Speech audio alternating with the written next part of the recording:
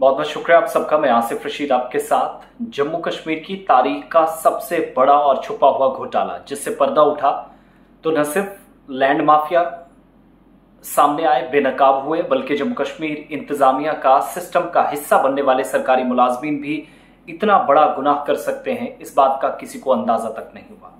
मैं बात कर रहा हूं जम्मू कश्मीर के अंदर, जम्मू सूबे की जम्मू प्रोविंस के अंदर, जहां पर वेस्ट पाकिस्तानी रेफ्यूजीज के लिए जो जमीनें उनको अलॉट 1955 और 56 में की गई, वो कैसे लैंड माफिया के हवाले की गई और मिली भगत सरकारी मुलाजमीन की।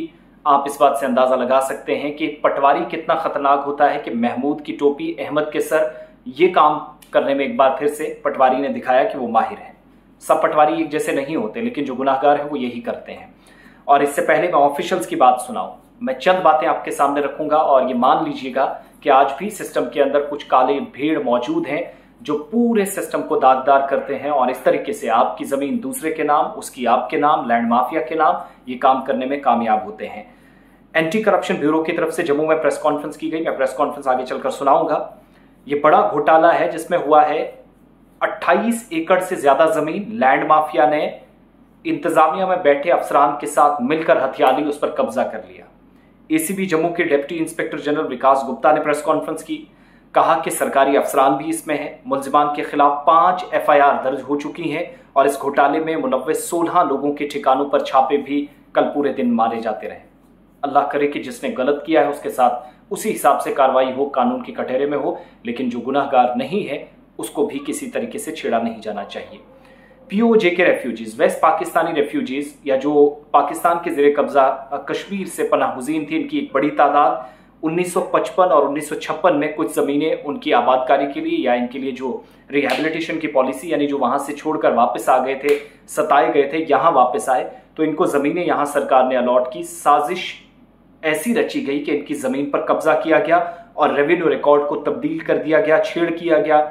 ये मुमकिन ही नहीं कि रेवेन्यू रिकॉर्ड अफसरान के जो है वो उनकी मिली भगत के बगैर इस तरीके से ना उसके साथ छेड़ा गया हो। सुरेंद्र कुमार शर्मा भी प्रेस कॉन्फ्रेंस में थे, तहकीकात इस मामले की क़यादत कर रहे हैं, और उन्होंने कहा कि जम्मू जिले के अंदर असरवान, मिश्रीवाला और भलवाल इलाकों में 225 कनाल कस्टोडियन जमीन, जिसको कस्टोडियन, रेवेन्यू और पुलिस महकमों के एहलकारों के साथ मिलकर लैंड माफिया ने हथियाया।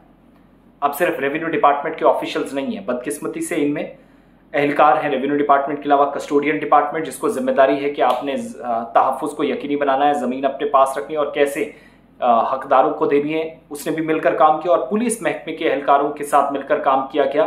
FIR में अब तक 8 से 10 लोग जो हाजिर सर्विस हैं, जो इस वक्त प्रेजेंट गवर्नमेंट का हिस्सा हैं और रिटायर्ड रेवेन्यू के एहलकार हैं, उनको नामजद किया गया है, जिनमें तहसीलदार हैं, नायब तहसीलदार हैं, पटवारी शामिल हैं। और रेवेन्यू रिकॉर्ड में छेड़छाड़ की गई है, तब्दीली की गई है, गड़बड़ी की गई है, जमीन मुख्तलिफ लोगों को फरोख्त की गई, यानी किसी की जमीन किसी को दी गई और 50,000 रुपए तक की फौरी रकम उन्हें फराहम की गई।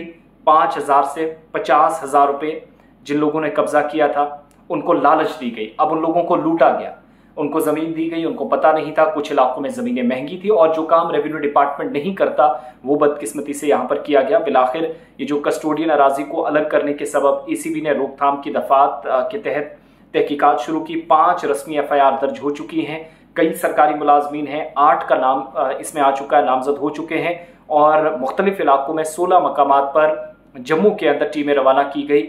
इनमें गवाह भी हैं, आज़ाद गवाह हैं, अफसरान हैं, मजिस्ट्रेट्स पर मुश्तमिल ये सर्च टीमें आज हो सकता है दूसरे दिन भी कार्रवाई करें, कल पहले दिन कार्रवाई चली रही और ये सिलसिला आखिरी इतलात मिलने तक जारी था। FIR दर्ज की गई है, बाकी जो मुतवल्ली अराजी है उसका पता लगाने के लिए भी तस्दीक अभी जारी है। SSP की तरफ से भी कहा गया है इस सिलसिले में अभी किसी को गिरफ्तार नहीं किया गया है, लेकिन सरकारी मुलाजमीन पर शिकंजा कस रहा है। ये वो लोग हैं जो सरकार के अंदर बैठकर इस तरह की घिनौने कामों को अंजाम देते हैं। और अब यहां से आगे मैं ऑफिसर्स की बात सुनाऊंगा, क्योंकि हवा में हम खबर करते नहीं, आधी अधूरी बात हम तक किसी तक पहुंचाते नहीं, तो यहां से आगे